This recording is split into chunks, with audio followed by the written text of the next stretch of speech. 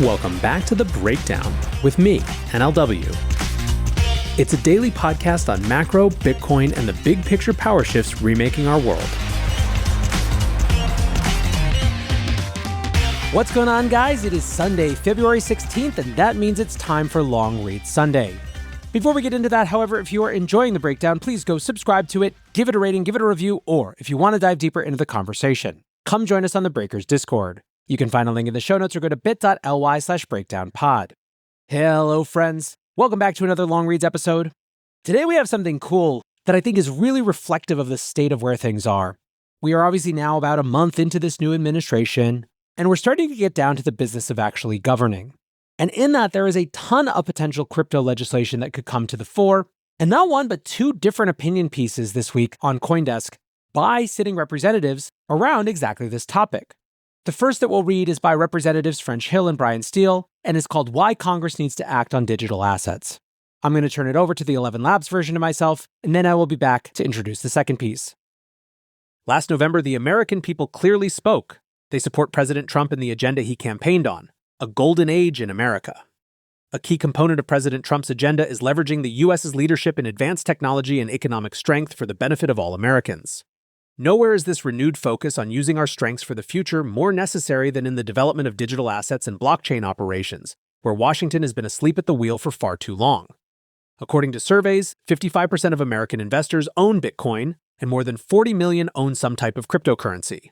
Even our largest financial institutions are now embracing digital assets and the transformative power of blockchain technology. There is little doubt that these innovations will make financial products more affordable and accessible. From stablecoins to tokenization of assets to decentralized finance applications, these advancements have the potential to lower costs and expand opportunities for both investors and consumers. Despite its transformative potential and widespread adoption, the Biden-Harris administration refused to recognize the promise of this technology. Officials weren't just indifferent, they were openly hostile. No matter how safe or innovative, products associated with crypto or digital assets were stonewalled and litigated into purgatory.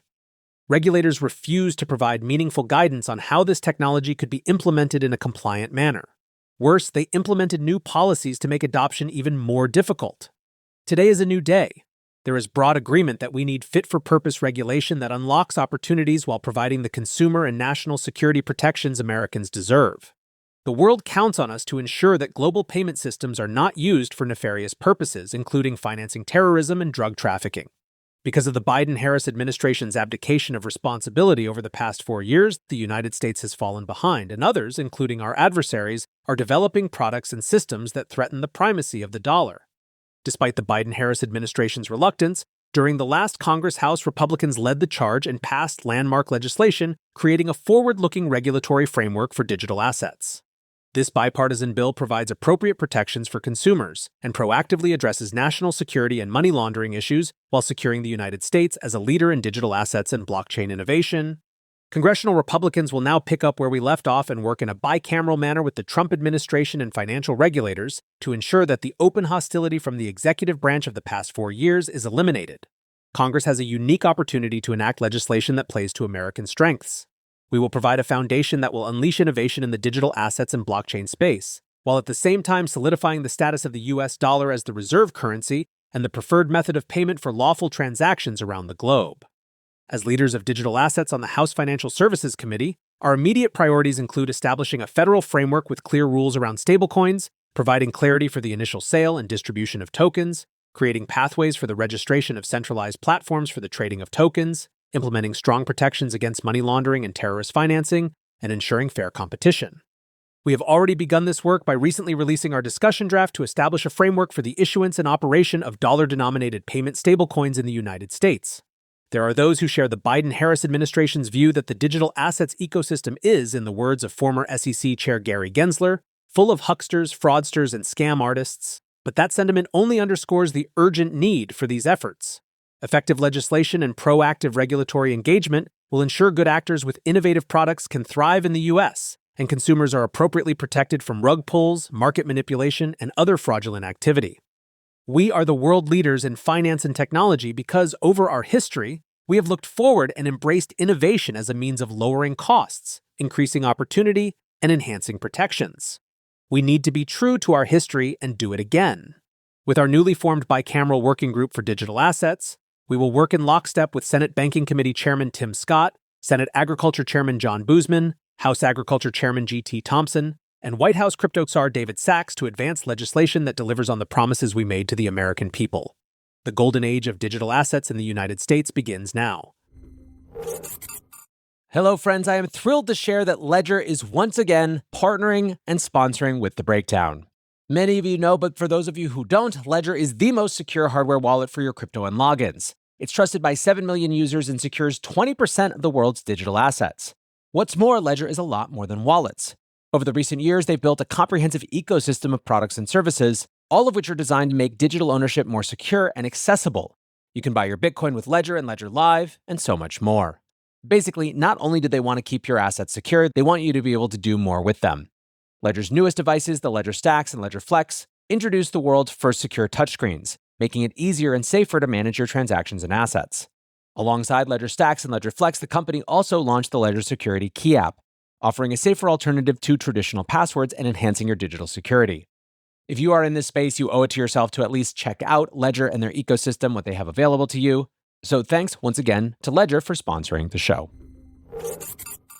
Next up, we have a piece from the other side of the aisle from Senator Kirsten Gillibrand, who has long been one of the big bipartisan proponents of common sense crypto legislation. And indeed, this piece she writes is called Why We Need a Bipartisan Stablecoin Bill. In so many ways, this picks up on the same themes of that last piece and puts it specifically in the context of stablecoins. Once again, this is called Why We Need a Bipartisan Stablecoin Bill. For the past century, the U.S. has reigned as the economic superpower of the world.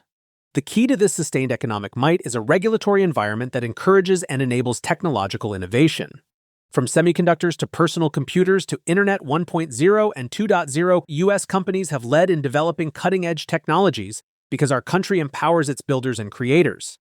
Unfortunately, when it comes to Web3, the next generation of the Internet built on blockchain, digital assets, and cryptocurrencies, we are trailing and are at risk of falling further behind. In 2023, the European Union passed comprehensive cryptocurrency regulation, and numerous meaningful provisions went into effect this past summer. China's central bank has been promoting its digital yuan, which threatens the US dollar's role as the global reserve currency. The US is just watching while our opponents move pieces on the chessboard. It is absolutely essential to our country's future that the US enact clear and sensible cryptocurrency regulations that foster innovation and keep Web3 jobs within our borders, protect consumers, and maintain the dominance of the US dollar. We should start with stablecoins.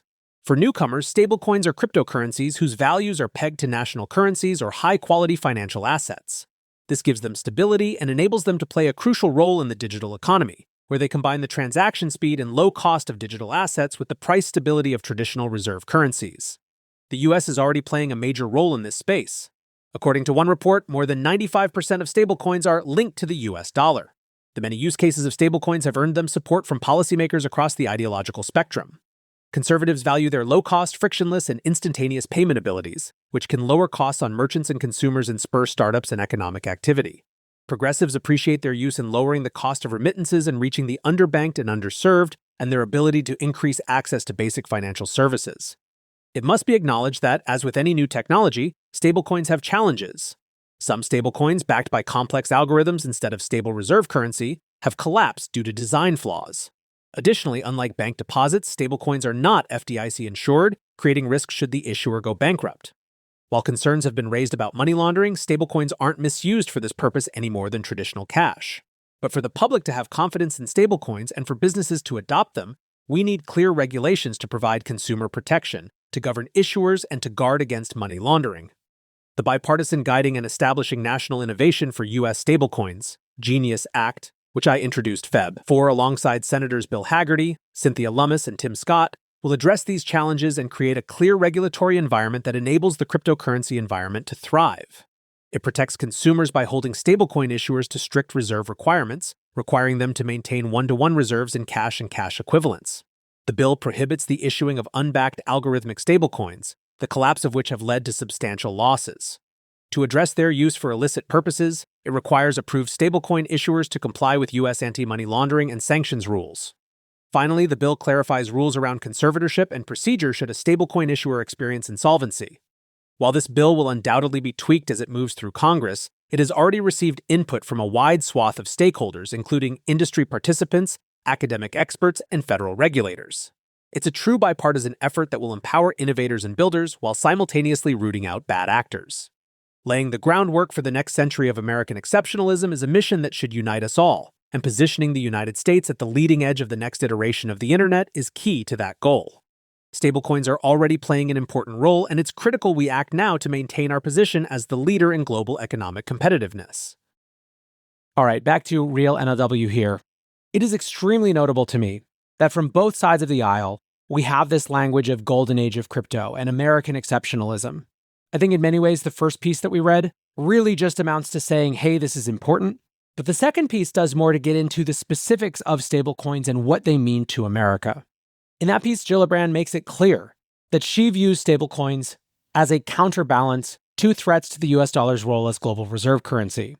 This is, of course, a line of logic that has long been popular in the crypto space. It's something that, for example, Nick Carter, who's been one of the longest-term advocates for stablecoins, has always talked about and discussed.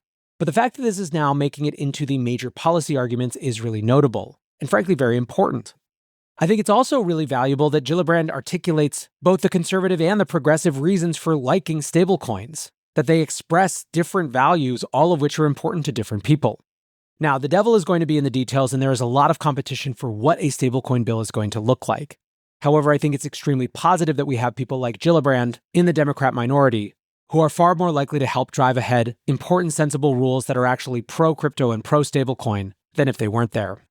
Overall, I think it's just hopeful to see these politicians being willing to take the time to write op-eds that clearly place importance on this set of issues.